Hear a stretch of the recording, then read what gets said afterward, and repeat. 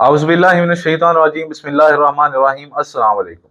नाज़रीन, मैं हूं आपका होस्ट सईद अली हैदर और आप देख रहे हैं तकरीर मीडिया। नाज़रीन, आज हम एक अहम समाजी पहलू पर बात कर रहे हैं। मकसद किसी फर्द को निशाना बनाना नहीं बल्कि एक इज्तिमाई सोच को सामने लाना है। हालिया दिनों में सोशल मीडिया पर लाहौर के एक वकील साहब मियां बिलाल एडवोकेट की एक वीडियो तेजी से वायरल हुई, जिसने सोशल मीडिया पर तहलका मचा कर रख दिया, जिसने सोशल मीडिया पर बहस को जन्म दिया। एक तरफ उनकी ऑनलाइन मौजूद मस्बत, महजब और बाशऊर शनाख्त है, और दूसरी तरफ वो वीडियो जिसे लाखों लोगों ने देखा और जिसने कई सवालात खड़े कर दिए। खुद उन्होंने ये भी कहा कि वो भी इंसान है, उनकी भी कोई फीलिंग्स है, उनकी भी कोई ज़ाती ज़िंदगी है और जज्बात हैं। और यकीनन हर इंसान की एक प्राइवेसी होती है, हर इंसान की प्राइवेसी काबिल एहतराम है।